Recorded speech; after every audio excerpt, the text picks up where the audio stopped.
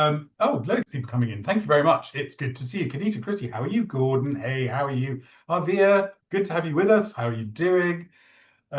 Susie, Sade, Doni, good to see you all. We have got 100, sorry, Martina, I forgot to tell you, got 101 people signed up for today. Perfect. So that's great. I mean, as you all know, who've been, doing briefings with us over the years, this is being recorded. So if you do have to step away from the session, don't worry. I will send everybody who signed up the YouTube recording on tomorrow or Friday, and it will be public on our YouTube channel in a week's time, just a little bit over that. So it's great to have you all with us. Like I say, we have 101 people signed up for today, which is always good.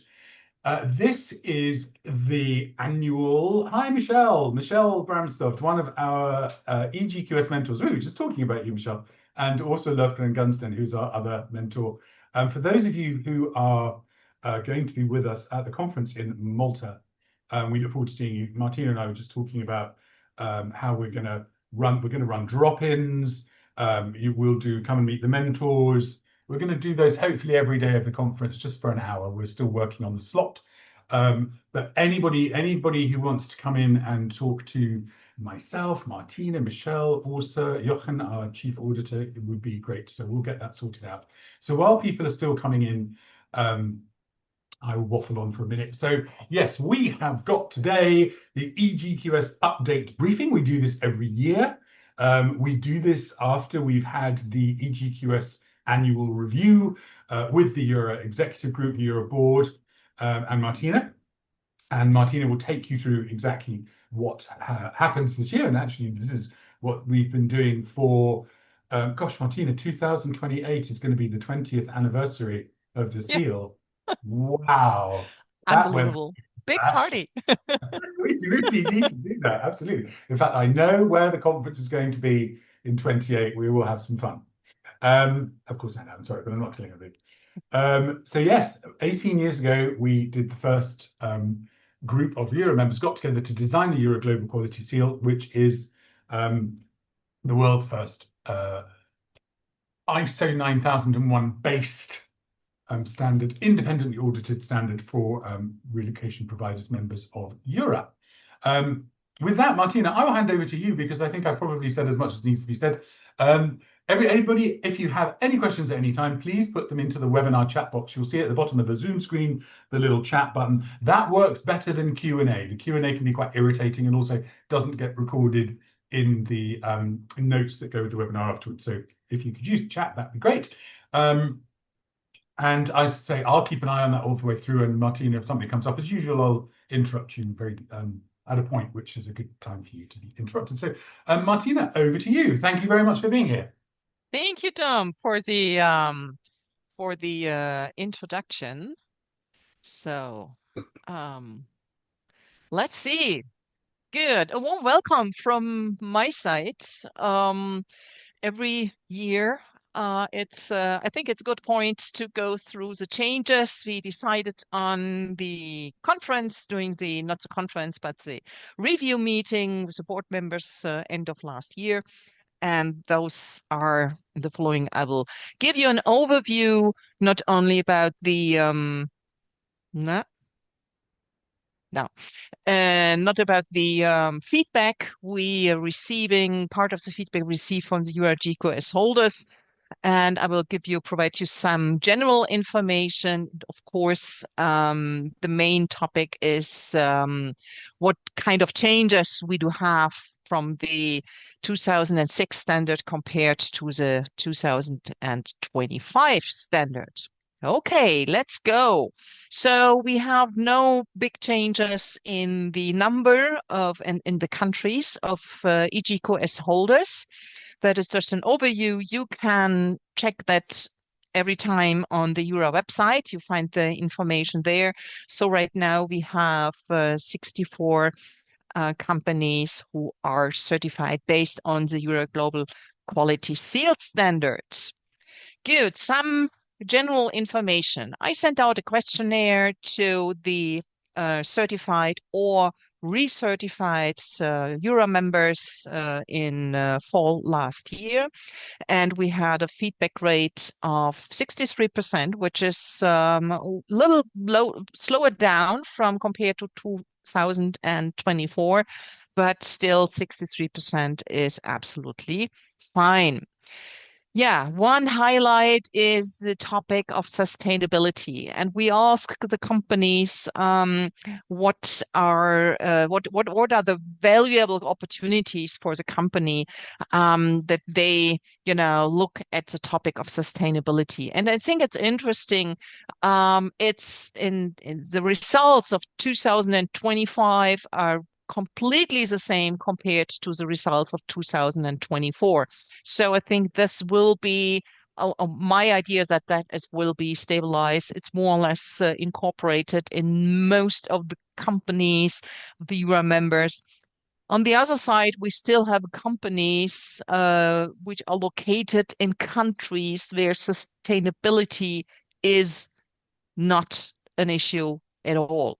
And I think with all our efforts regarding sustainability topics, we have to keep that in mind because we have not only members who are from all over Europe, we have members from all over the world, and sustainability is still not a topic in each country. So, but still, it is a topic. Another one was diversity, equality, and inclusion as your valuable opportunity. And we have here's a difference. It slowed down a little bit, the interest in this topic 2025 compared to 2024. So it dropped slightly from that is, yes, an interesting topic. It dropped slightly from 82% to 73%, but it's still more or less two-thirds of the questioned company. For them, it's still on topic and relevant topic. Yeah, the new audit process. And we are all really, really proud of that result. The new audit process was introduced the year before last year. So we had the first results in the questionnaire 2003 and 2004. And we then, in the first year, we had already an average result of 4.8 out of 5. And we could keep that during the last review. And that is a great feedback from EGQS holders. And it's a joint adventure. It was a joint adventure, and it is a joint success of the EuRA team here, especially Dom Tad and of course Marie, who is organizing the whole audits. And a big thank you and a big applause to the whole team as well as our external EGQS auditors. So, what is the overall value or the overall evaluation of the EGQS? And here we have very, very long experience, and because we are doing the questionnaire since 2014, and yeah, last year compared to or the year before last year and last year's questionnaire, the results, we could increase this results from 4.4 up to 4.7, which is again a very, very high level. You can see that we had in 18-19, we had that result as well as in 21 and 22, and now we are back to it. So we're proud about that. And I think that is a very good feedback. The same is for the benefits. How do you evaluate the benefits of being a EGQS holder? Here we had a slightly upgrade from 4.5 to 4.6, which is a great result as well. Yeah, I picked some feedback. We received a lot of feedback, and from most of the EGQS holders who answered the questionnaire, we received consent that EuRA is allowed to take their testimonials for marketing season reasons as well. But so I picked here just some feedback, positive feedback. So Most RFPs require us to provide proof of certain aspects of the EGQS standard. Having this all together audited in one program makes it a lot easier to complete such processes. And I think you think, well, most of you will say, well, yeah, that's the same for our company. Potential partners, clients reached out based on that. As you know, on the EuRA website, you can select the DSP dividers by selecting the EGQS holders, and the feedback is more and more, HR departments or RMCs who are using or working together and know about EuRA, they're selecting there, especially if they don't know a partner in the specific countries they are looking for. Strengthening internal processes, common view of quality within the company, strong quality image within the industry, or it shows our commitment to quality, builds client trust, and gives us a competitive edge. And that being a GQS holder shows we provide trusted, high quality relocation services recognized worldwide. And I think if you can see here, if you would probably lay over or ask AI what is the most important and what is important, and what they would probably find out is that building trust and showing trust to our clients or to our prospective clients. I think that is one of the points we should find out here. Yep. Certification provides a recognized quality standard that supports consistent service delivery, strengthens our quality assurance practice, and helps build trust in clients' communication. So very interesting points, and it's repeating more or less. We had much more feedback, but that is, I think, here we get one very good summary of the benefits. Credibility and trust, consistency in service delivery, continuous improvement, competitive advantage, global recognition, and overall, the certification not only validates the quality of our services, but also reinforces our commitment to excellence. And again, that is a wonderful point this EGQS holders made, because the requirements of the EuRA Global Quality Seal, yes, they are based on the ISO 9001 requirements. But, and I think that is very, very important, we are going one step further, and we are really going in the direction of excellence requirements. So some general information, because I know some of the EGQS holders have an ISO 9001 certificate as well as the EGQS certificate. As you probably be aware during the last couple of months, the ISO 9001 is under revision. So what does it mean? We won't have major changes, but we will have some changes. It will be published hopefully in fall this year, and we expect some new topics. The first one is we will definitely have requirements regarding ethics and integrity of the management. We already have some points in the standard, but the ISO 9001 not. We integrated this in the standard, in the EGQS standard, really from the beginning on. And of course, if we have the final version of the 9001, definitely we will review the new requirements and we'll see where we should integrate probably additional requirements into the EGQS standard.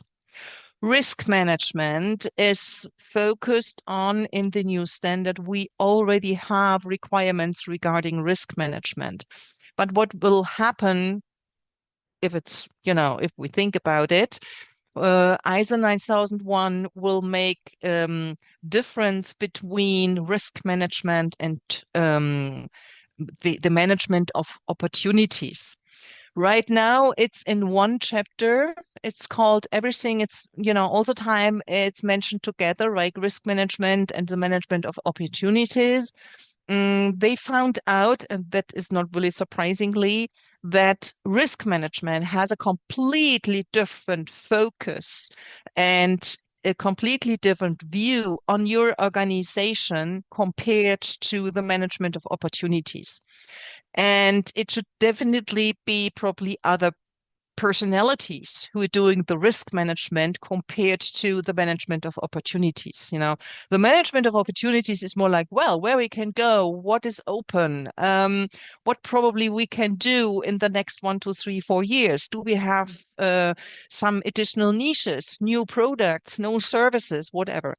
The risk management, review is more like, oh, there is a risk. Oh, what we can do. Oh, we have to implement more controls and another control, or we need another insurance company to reduce the risk for our company. That has nothing really to do with be creative and find new business. So they separated it in the ISO 9001, or they will separate it in the ISO 9001, and I already implemented it in the EGQS standard. So change management, how we manage changes in organizations, in behavior, and so on. And the climate change, requirements for climate change are there since 2 years. It's a minimum requirement by the ISO organization, and they put it in an amendment for all ISO certification processes. So they incorporate, or they will incorporate, this requirements into the new version of the ISO 9001. This is a requirement for the amendment regarding the uh, the necessary, what do you have to do regarding climate change. So, and this is valid already since January 2024. So all companies who are certified based on the ISO 9001 have to figure out if that is relevant for their organization. So, and what it's saying is, in chapter 4.1, understanding the organization and its context. It means the organization shall determine whether climate change is a relevant issue. So what does it mean? It had nothing to do with, oh, that is my carbon footprint and I like to reduce my carbon footprint. No, that's not the point. The point was the ISO is asking for is, please check if probably results and catastrophes of the results of weather climate changes may have an impact on your day-to-day business. That's it. The second point, chapter 4.2, is the understanding and the needs and expectations of interested parties. And here you have to find out and to figure out if relevant interested parties, if they probably have requirements regarding to the climate change, whatever that means. This is very specific depending on the locations where you are, on the countries where you are, and on what kind of business you are doing. So the EuRA Global Quality Seal, we changed the name. We changed the name from EuRA Global Quality Seal Plus to EuRA Global Quality Seal. So the plus is gone. But I never marked it anywhere in the documentation because that would be a little bit crazy. So don't wonder, all the new documentation will be just the name EuRA Global Quality Seal. So no plus anymore. Good. What are the changes? The first chapter. The old version was mission, quality policy, objectives, and KPIs. We integrated the part for the strategy because the point is a company, and it doesn't matter how big a company is, if we talk about a 2, 3 person company or a company with hundreds of employees. Without a strategy, so the knowledge where you want to be in a couple of years, so strategy is more or less midterm, like 3 to 5 years.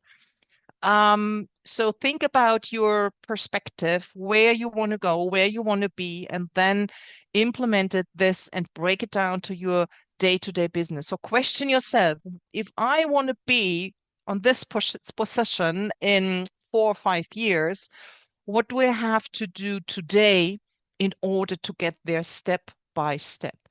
And that is the reason why we implemented the requirements for strategy into the standard. And those are the minimum requirements.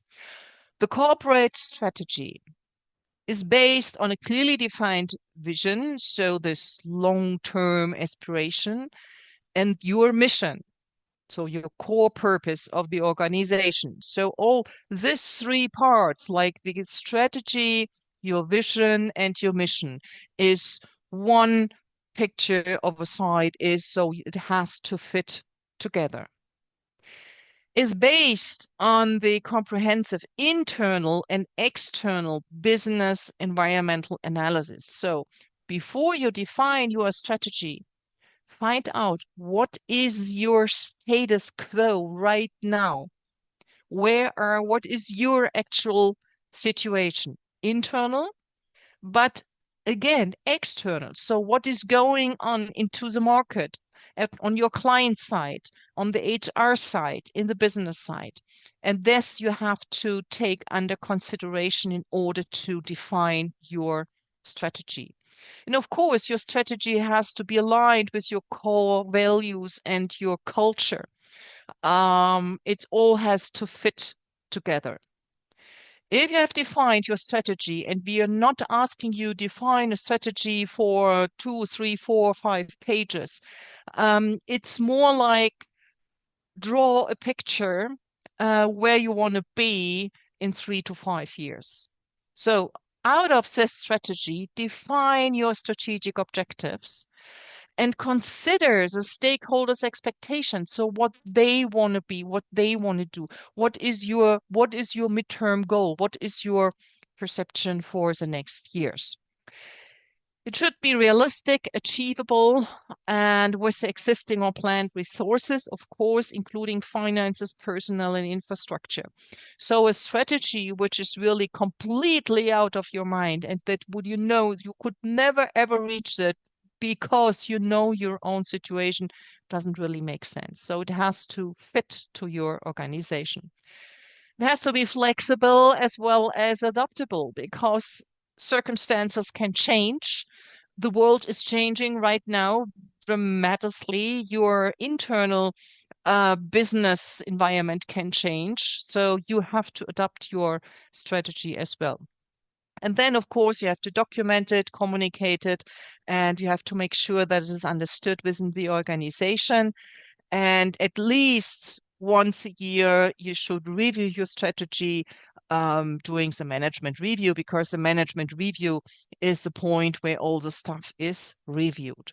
So those are the minimum requirements. And of course, we provide you with some additional explanations in the standard. So, for example, there are some very good instruments and tools out there in the world of business management. For example, so your analysis of those internal and external business environments, you can use a SWOT, you can use a pastel analysis, you can or you should, follow market trends, check market trends, look what are your competitors are doing. And this is really essential because you should identify your opportunities, your risks, your strengths, and your weaknesses, and of course the whole environment of your organization where you are working in. Concrete, measurable, and time-bound objective should be established to provide direction and focus. It nothing to do that you always have to meet or exceed your strategic goals, but it should give you a guidance and to show you where are you on the right track to follow to the future, and where probably you have to change the strategy because the environmental changed, for example, always that shows you, well, we are doing the right things in order to step by step meet our strategy in the near future. Yeah, look at interests and expectations of your key stakeholders. So definitely employees, customers, shareholders, partners in the society. Um, Without looking at them, you won't even ever meet your strategic goals. And make sure that you allow room for adaptation to unforeseen changes in the market or in the business environment. That is really a very good advice, because a strategy, a lot of people think, well, if I define a strategy, that strategy has to be there and is written in stone for the next 5 years. No, that's not the point. It is more like a guidance for you, where you can go in and guide you with the right directions, with boundaries left and right.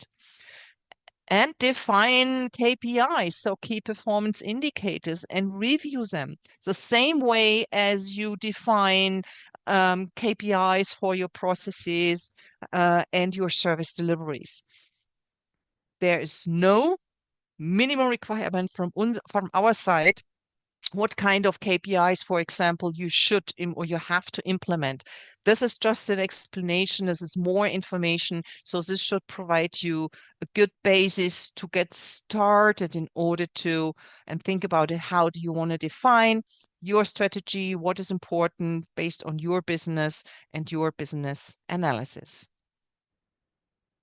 So in the second chapter, management responsibility and leadership, we had some changes, but very, very looks a lot, but it's minor changes. I just want to be focused on here. As I told you before, we have a chapter 2.2 that called risk management. And ourselves, so in the standard as well as in the ISO 9001, we have this combination between risks and opportunities. Following the new direction of ISO, we thought it's a good way to take the opportunities out of the risk management thinking and focus on the risk management side, extremely on the risk side. So don't think about the opportunities. We come to that later. They are not gone. No way. They just moved to another chapter, and we will come to that later. So we took out opportunities here, as well on the explanation side. We took out the opportunities here. So on the risk management, we focus on risk management. Chapter 2.7, Environmental Sustainability Management Policy. Here, as you probably are aware, now EuRA has this new free carbon calculator and reporting and knowledge hub. So it's accessible through the website, and I just updated this in the standard, so you have access to this calculator. You can use it in order to get here, use it and get here, receive more information about your carbon footprint.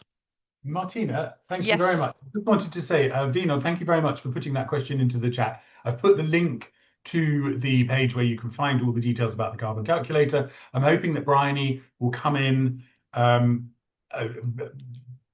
just at the end of the session, just to talk you through really quickly how to go through it. I signed up for World Favor, so we'll have more details, but it's all on the website on the link that's in the chat. If you go to our webpage, it's under membership and it's under sustainability. You'll find all the details. Sorry, Martina. Yep, perfect.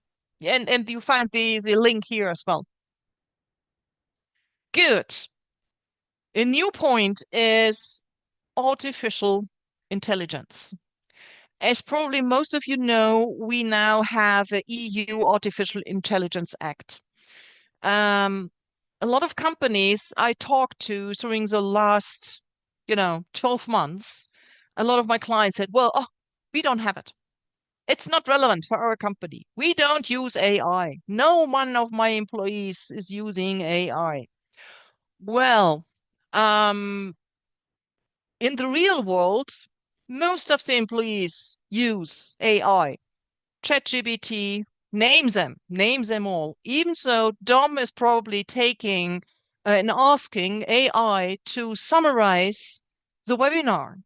So he's using AI. It's not the point that you as a company that you have to develop AI by yourself and sell it to a point, or that is not the point.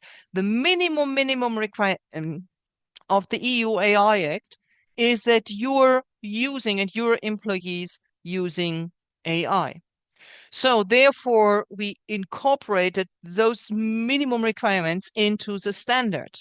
So the company shall analyze, that is the first step, internal and external use of AI tools and or system and assess risks.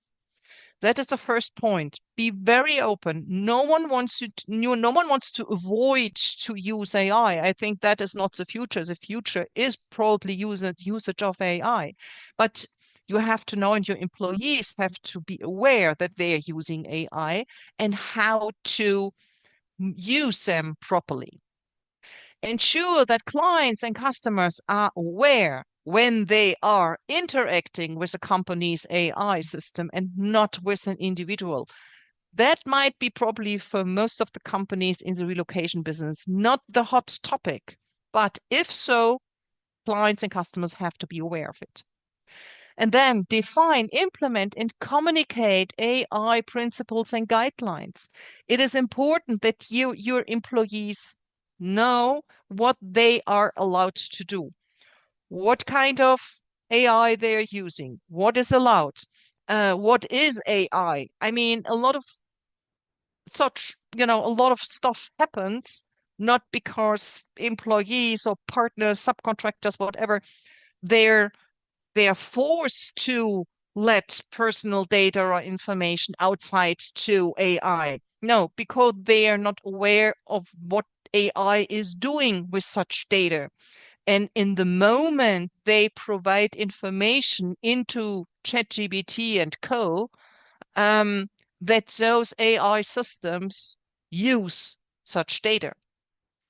And that is a promise. So train your employees on your AI principles and guidelines and create a risk awareness. Make sure that they know when it is good, what kind of data I'm allowed to put into my AI tool I'm using or we are using inside the company. Make, some cases probably, what is allowed, what is not allowed. I had one client, he asked AI to write them a job description. And he never put in the name of the person who has this job right now in the company.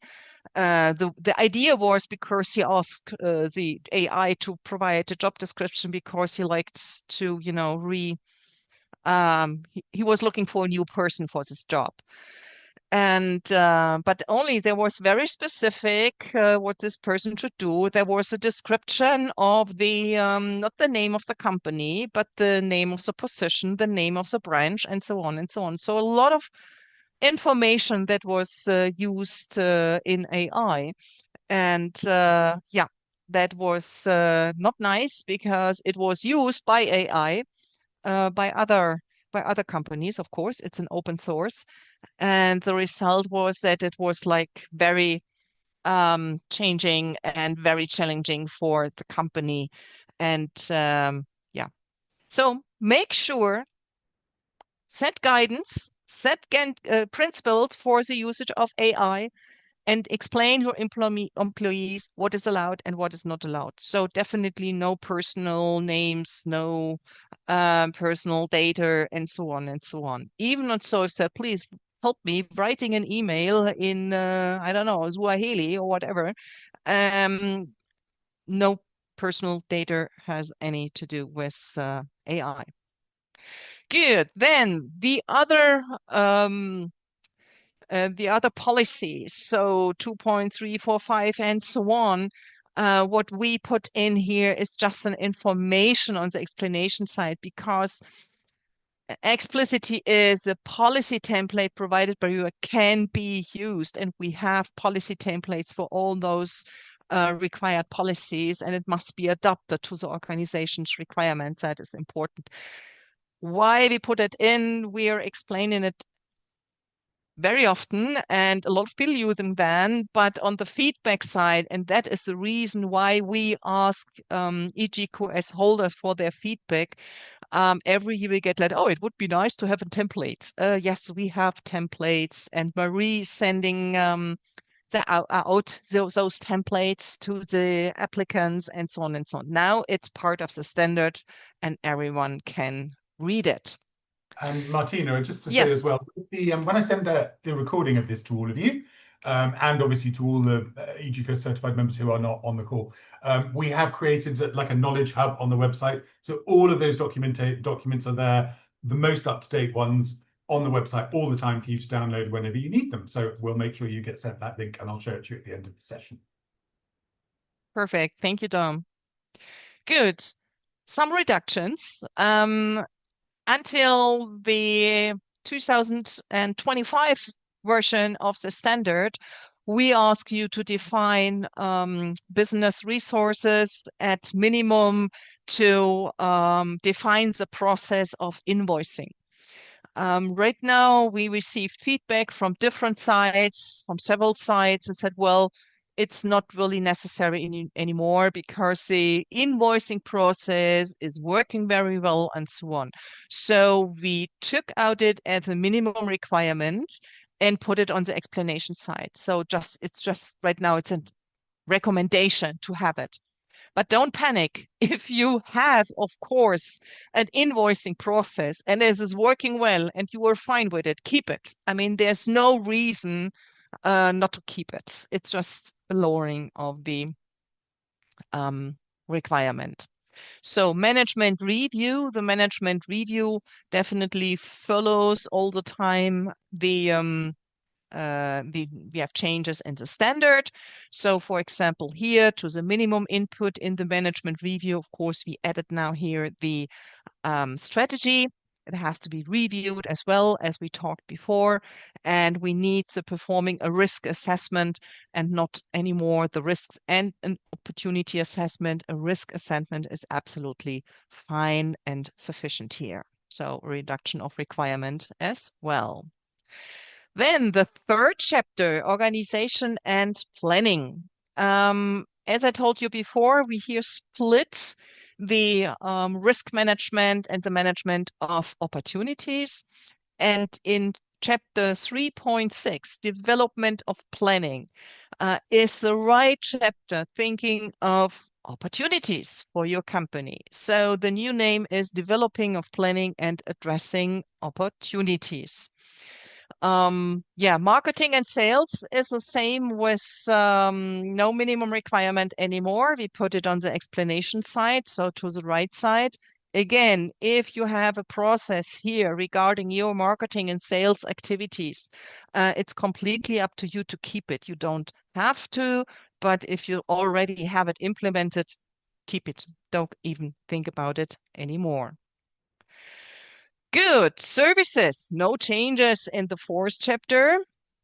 And complaint management. As you are aware, in the last year, we developed a process. This was requirement, or not a requirement, but that was a feedback from an EGQS holder. It would be great to have a process for complaint management so that they can adapt it and select it and adapt it to their own needs of the company. So it's implemented, and now it's part of the requirement.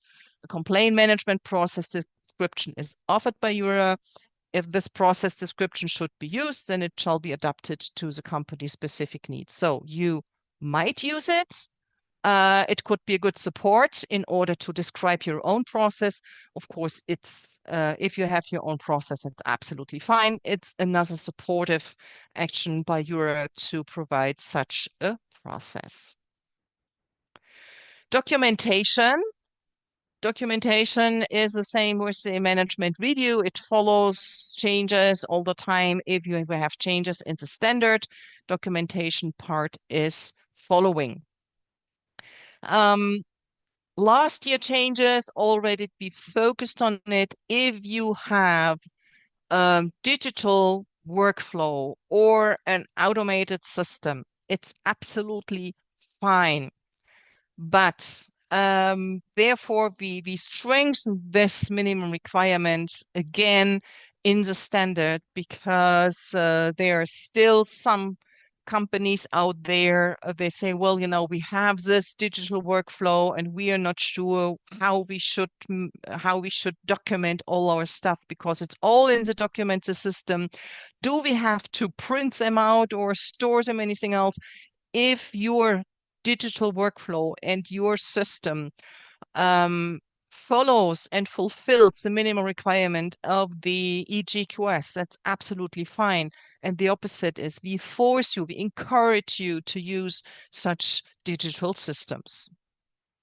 Yeah, the quality manual is, one step again. The company strategy is new, so we implemented it into the overview and the explanation side. You have a possible structure of the quality manual. And again, of course, here we integrated the topic for strategy in chapter 1 and in chapter 2.8, the artificial intelligence. Again, management of documented information. Here, documents under version control shall contain a change log, or the automated system covers version control and archiving. That's absolutely fine. If your system is working like this, if your system, in your system, you can go back to the different changes of documents, or you decide you just need the actual version or whatever. Make sure that your system is working and then all is good. So all is fine. You don't need additional information. You just have to make sure that your version and your automated system is working properly. So documented information shall be destroyed in a secure manner. And of course, you define how long do you like to keep or how long you are allowed to keep documented information. And then you decide how you destroy them in a secure manner. And that means data, so electronically version of data, as well as data on paper, as long as you still have paper. So management document information, at least the following document information shall be available. Yes, corporate strategy is added. And then, of course, the numbering of the following policies has changed. The management of documented information, again, here we incorporated the AI principles and guidelines, and therefore we took out at the minimum requirement the invoicing process and the marketing and sales activities. We took them out in the overview of the management of documented information. So again, this is following the changes. So, and this data security and GDPR we had already before. That was a double request. Good. So those are the major changes in the EuRA Global Quality Seal Standard 2026. As all the time, as every year, we defined we updated the self-assessment questionnaire, including the evidences. And of course, we provide quality seal change index, so you can one by one see and an evaluation of what you have to check, where you really have to take action, and where you probably have to adapt your quality manual. And all this information will be provided by EuRA, right, Dom, in the next couple of days, however. So Absolutely. all certifications or recertifications based on the EuRA Global Quality Seal 2026 will start July 1st. But if I think you're a little bit flexible with this, Dom, is that correct? That if you have a re-audit in June, you may already be, audited based on the 2026 version. I think that is. But regular is all audits between July 1st, 2026 and end of June 2027 are based on the EuRA Global Quality Seal Standard 2026. Absolutely correct. Good. Any questions in the chat? You followed the chat, Dom. Yes, I've been following the chat. Basically, what I'm going to do just briefly, I'm going to show you a couple of things so that you can just see where things sit within the website. Bryony is also on the call, and she's going to just talk you through how to go about accessing the carbon calculator. But first of all, I'm just going to share my browser so you can see. So this is the EGQS documentation page that I was talking about. This is where all of the documents that Martina just mentioned in the last slide will be gathered for you. That's the changes in text, the quality standard itself, the self-assessment. I've also added in the multi-site and ISO top-ups, the complaint management process that Martina was just talking about, and the audit process, just telling you how it works, which is a document that Martina very helpfully put together. And then underneath that, you can see the most up-to-date EGQS and policy templates. Just click on the document that you want, and it will, if it is in a PDF format, it will open it and you can save it. If it is in a Word format, it will allow you to download it. So that's that. In order to access any of our sustainability resources, go to the membership tab, go down to sustainability, and here you will see in the first column, free carbon calculator reporting and knowledge hub.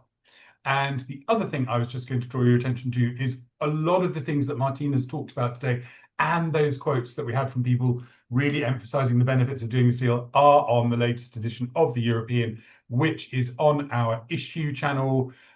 You can just find that by going to our website. There's a link, and also to issue. So I will stop sharing. And Brian, if I can just turn on your microphone,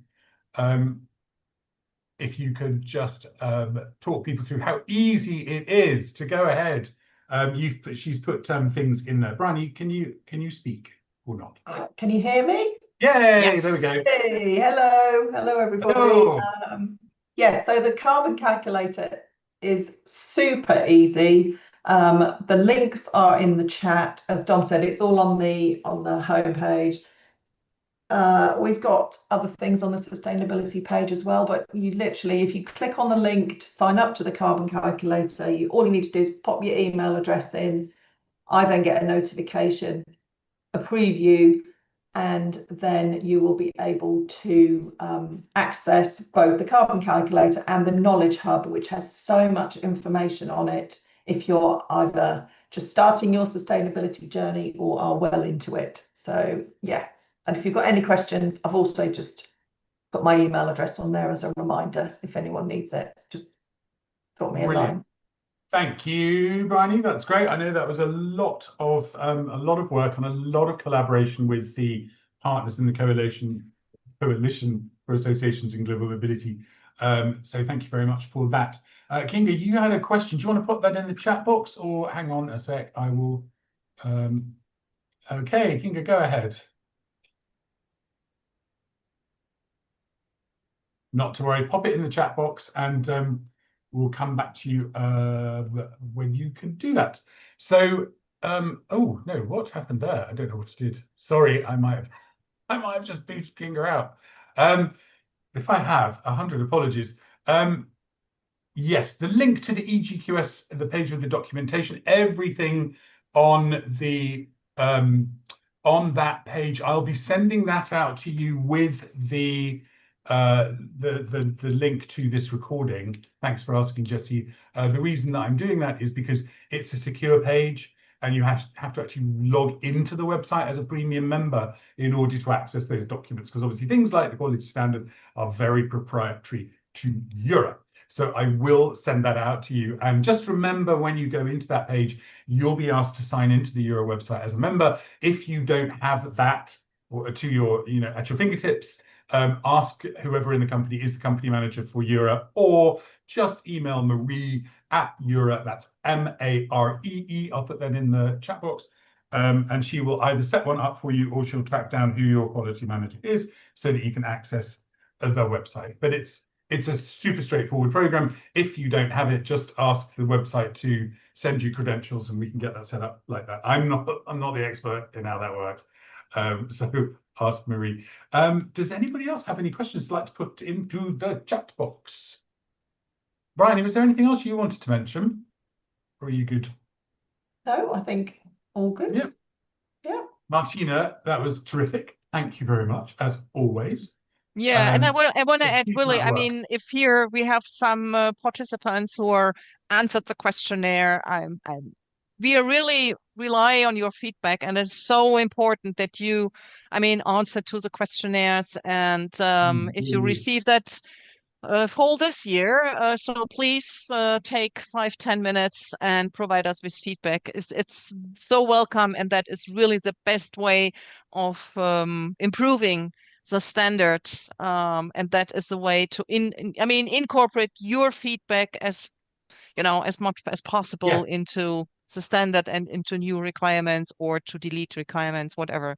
So thank you for those who are participant, and I'd like to encourage you to do it this year as well. Again, it really does make a difference when we're doing that meeting. I mean, Martina always brings every comment that is made to the board, and some of which we go, we really can't change that. That's a key piece of the seal that we're not going to change. And others we go, yeah, that's a really good idea. Thank you for that. It's you guys who are doing it who know where the pressure points are. So any opinions you've got, obviously please reach out when that survey comes out to you. But if at any other point during the year, say you're doing your management review and you just suddenly go, hang on a minute, I know I heard about that in the update briefing, but I don't understand it at all. Just drop a note to me or to Martina, and we'll help as much as we can. And obviously, Michelle and Åsa, our mentors, are there as well. You can contact them at any time. All their details are on the EGQS pages on the website. So, we try and give you as much support as we possibly can. And we will, of course, be at your disposal during the Malta conference. So for those of you who will be with us in Malta, please come and find us. We're just diarising now with Bryony which room is going to be used for the EGQS drop-ins, which we're going to try and organise on a daily basis. And even if you can't make it to the conference, but you do have questions, let us know at any time. Absolutely. Try to give us. You're more than welcome. Yeah. So, well, thank you, everybody, for taking part. Thank you, Michelle. Thank you, Renzi. Thank you very much, Beatrice. Thank you, Viman. Thank you for your comments. It's always nice to know. Thank you, Andrea, that we're doing the right thing. Thank you, Carol. Yeah, as I say, this will be recorded. I will send that out to you along with the link to the page on the website, which has all the details on it. And I will send you the individual documents along with that. No, I won't. I'll send you to the website rather than, I can't send individual documents with our campaign monitor. But thank you, Charlotte. Thank you, Annalise. Michelle, thank you so much. Look forward to seeing you in Malta. I know I've seen you before. And Martina, thank you as always for all your brilliant work on this. Like I say, everybody, thank you very much for joining us. Thank you, Nadine. And we will, thank you, Stefan. We will be in touch very shortly. So thanks, everybody, for joining. Take care. Thank you, Dom, for your, introduction and guidance. Always good to see you. Thanks, everybody. Thank Take you. care. Bye. Bye-bye. Have a nice evening. Bye. Bye.